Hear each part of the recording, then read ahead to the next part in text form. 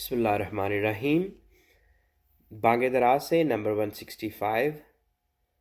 یہ سرود قمری و بلبل فریب گوش ہے، باطن ہنگامہ آباد چمن خاموش ہے۔ سرود کا مطلب ہوتا ہے نغمہ، میوزک۔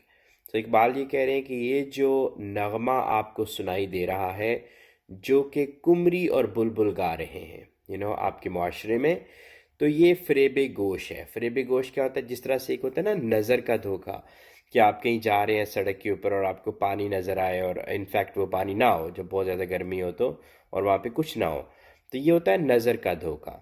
اسی طرح سے آواز کے دھوکے بھی ہوتے ہیں کہ آپ کو کچھ آوازیں آئیں اور وہ آوازیں بہت مسحور کن ہو آپ کو جو ہے وہ ایسے بالکل آپ مست ہو جائیں، اپنے ہوش میں نہ رہیں۔ تو یہ آوازیں جو ہے نا، یہ ایلوژنری آوازیں ہوتی ہیں، یہ اگین فریب ہے، یہ دھوکہ ہے۔ آپ کو یہ بجائے جگانے کے آپ کو سلانے پہ وہ کر دیتی ہیں، بجائے آپ میں تڑپ پیدا کرنے کے اور آپ کو اٹھانے کے وہ آپ کو لٹا دیتی ہیں بالکل آپ بالکل کسی کام کے نہیں رہتے۔ تو یہ اقبال نے وارن کیا اس وقت بھی، اور یہ قمری اور بلبل ہمارے معاشرے میں ہی ہیں، ابھی بھی اسی طرح سے یہ قمری اور بلبل جو ہے وہ اپنا نغمہ گا رہے ہیں۔ اور انفارچونیٹلی اقبال کے دور سے زیادہ ہم اب یہ ان کو جو ہے وہ اس دور سے زیادہ ان کو ہم سن رہے ہیں، اور انہوں نے ہمیں زیادہ مسحور کر دیا ہے ہمارے معاشرے میں یہ۔ تو بیسیکلی آپ کا میں کرٹک ہوں میڈیا کا۔ میرے خیال میں جو ہمارا پاکستانی میڈیا ہے وہ ٹوٹلی 180 کے درجے پہ وہ غلط ڈائریکشن میں جا رہا ہے۔ اٹس اے بگ اسٹیٹمنٹ، لیکن unfortunately that's how I think. اور میں نے جب اپنے آپ کو ان پلگ کیا اس پاکستانی میڈیا سے that's when I started having time for my self, یعنی کہ میرے پاس اپنے لیے وقت تھا۔ اینڈ آئی آپ اللہ تعالیٰ کی ذات سے کنیکٹ ہوتے ہیں، آپ آپ مذہب پڑھتے ہیں، آپ چیزوں کے بارے میں سوچتے ہیں۔ تو یہ آپ کا یہ ہے قمری اور بلبل جو یعنی کہ جن کی کوئی بیس نہ ہو، جنہوں نے بجائے اس کے کہ اللہ تعالیٰ کے احکامات کو لینے کے مسلمان کا کام کیا ہوتا ہے آپ کسی بھی بات کو آگے نہیں پھیلا سکتے دیٹس what اس سے بڑی کوئی سینگ نہیں ہے کہ آپ نے اس کو ویریفائی کرنا ہوتا ہے۔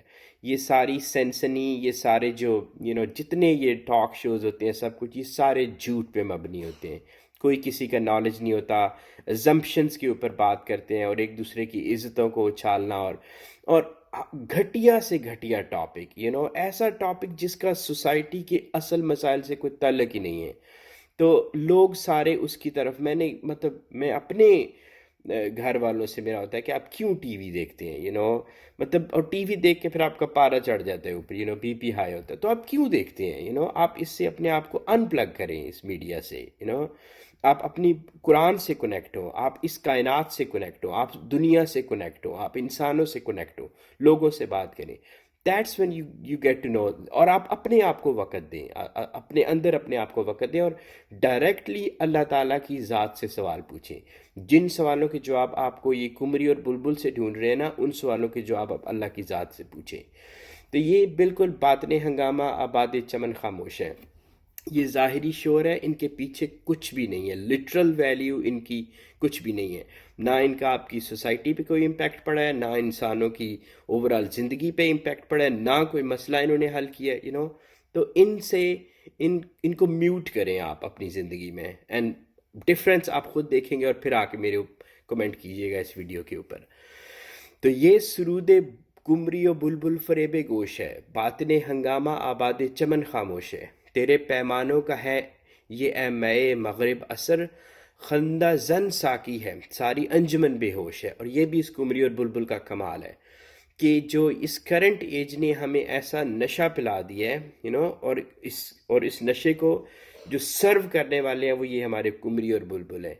تو اس سے ہوا یوں ہے کہ جو کوئی تھوڑا بہت جن کے اندر کوئی چیز تھی نا، جو سچائی کی کوئی رمق باقی تھی، وہ اپنے آپ کو وہ چھپ گئے ہیں، وہ چھپ گئے ہیں اور وہ اپنے آپ کو ڈیفینڈ کر رہے ہیں، چونکہ اس میں اس ایج نے اور اس کمری اور بلبل نے ہر ایک کو بدنام کر دیا، مکس کرتے ہیں یہ سچ اور جھوٹ کو، کنفیوز کرتے ہیں لوگوں کو، تو اس میں ساری انجمن بے ہوش ہے، سارا معاشرہ مست ہے، اور وہ بیچارے جو تھوڑے سے ہیں وہ انہوں نے اپنے خندہ زن ہو گئے، انہوں نے اپنے آپ کو پروٹیکٹ کر لیا۔ دہر کے غم خانے میں تیرا پتہ ملتا نہیں، جرم تھا کیا آفرینش بھی کہ تو روپوش ہے۔ تو پھر اللہ تعالیٰ کی طرف ایک تو یہ اتنے سارے مسائل، اگین کمری اور بلبل کے مسائل، اس کرنٹ ایج کے مسائل جن کا کوئی حل نظر نہیں آتا۔ پھر آپ اوپر سے ایک اللہ کی ذات ہے اس کائنات کو بنانے والی، جس نے ساری کائنات کو بنایا، اور اس کائنات کو بنانے کے بعد اللہ تعالیٰ نے پردے رکھ دیے، یعنی کہ اپنے آپ کو چھپا لیا۔ تو اب انسان مطلب کوئی سوال ڈھونڈنا چاہے، اور مطلب کہاں دیکھے، کس طرف دیکھے۔ تو اقبال کائنڈ آف چوٹ لگا رہے ہیں اللہ تعالیٰ کی ذات کو، کہ مطلب ہمارے ہاں تو یہ ہوتا ہے کہ اگر کوئی جرم کرے نا تو وہ روپوش ہو جاتا ہے، لیکن اللہ تعالیٰ یا آپ نے کون سا ایسا جرم کیا ہے کہ جو آپ روپوش ہو گئے؟ آپ کو سامنے رہنا چاہیے تھوڑا بہت، سامنے تو آپ ہیں لیکن ہمارے لیے پردے ہیں، تو ہمارے پردوں کو ہٹائیں۔ آہ دنیا دل سمجھتی ہے جسے وہ دل نہیں، پہلوئے انسان میں ایک ہنگامہ خاموش ہے۔ تو دل کے کانسیپٹ ہی غلط ہے، یہ دل جس کو ہم دل کہتے ہیں نا، یہ وہ ہے ہی نہیں ہے۔ دل ایک ایسی، اگین یہ نئی بات نہیں میں کر رہا ہوں، میری پچھلی ویڈیوز میں بھی یہی ہے کہ دل ایک ایسی ہمارے اندر ایک چیز ہے، ایک جگہ ہے جو جس کو ہم اللہ تعالیٰ کی ذات، اللہ تعالیٰ کی ایک اور ڈائمنشن ہے، ایک اور ڈائمنشن کو کیا کہیں گے، وہ اس طرف اس کے اوپر اللہ تعالیٰ کی ذات زیادہ نمایاں ہے۔ ہم جب اس دنیا سے آگے سفر طے کریں گے تو ہمیں وہ زیادہ ان کی سب کچھ نظر آئے گا، تو اللہ تعالیٰ کی ذات زیادہ نمایاں ہوگی۔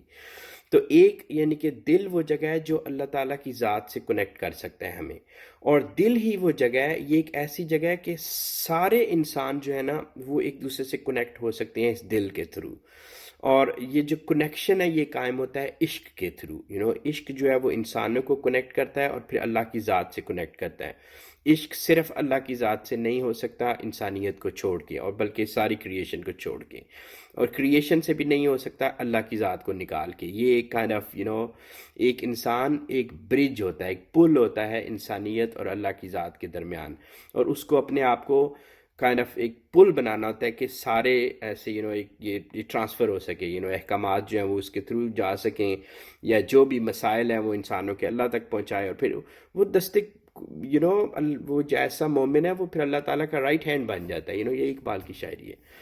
تو دل تو وہ ہوتا ہے، یہ ایک ایسی زبردست چیز ہمارے اندر ہے، لیکن ہمارے ہاں دل کا کیا کانسیپٹ ہے؟ اگین گوئنگ بیک ٹو کمری اور بلبل، انہوں نے آپ کو ایک بالکل نیا کانسیپٹ دیا ہے دل کا، which is not right۔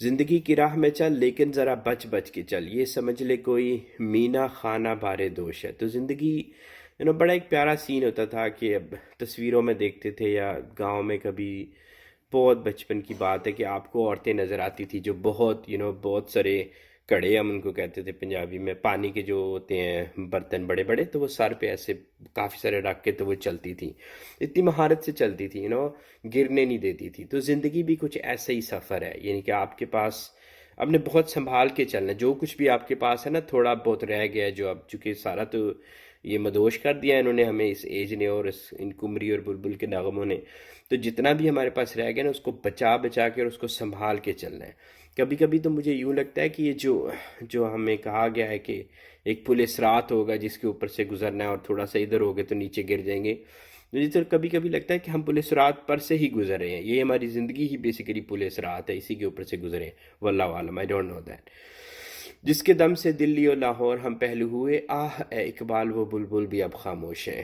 تو یہ تو بلبلیں جو آج کل گا رہی ہیں نا نغمے، وہ تو فریب گوش ہے، لیکن اسی جگہ پہ ہمارے معاشرے میں، ہمارے ملکوں میں، انہی جگہوں پہ جہاں پہ آپ رہ رہے ہیں، ایسے لوگ بھی تھے جنہوں نے لوگوں کو زندگی دی، لوگوں کو امید دلائی، لوگوں کو ان کو کنفیوز نہیں کیا، ان کا سچ اور جھوٹ مکس نہیں کیا، ان کو پریشان نہیں کیا۔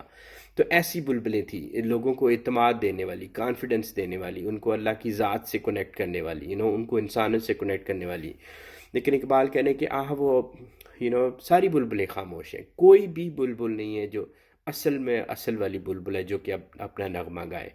تو اس لیے ہمارا کام ختم نہیں ہوا، اقبال کے میسج ابھی ختم نہیں ہوا. جب تک کہ کوئی ایک بلبل ایسی نہیں ہوگی جو واقعی میں بلبل اور وہ گانا گائے، تب تک ہم سب پہ یہ فرض بنتا ہے کہ ہم اپنی کوشش جاری رکھیں. اینڈ ول سی انشاءاللہ کہ آگے کیا ہوتا ہے.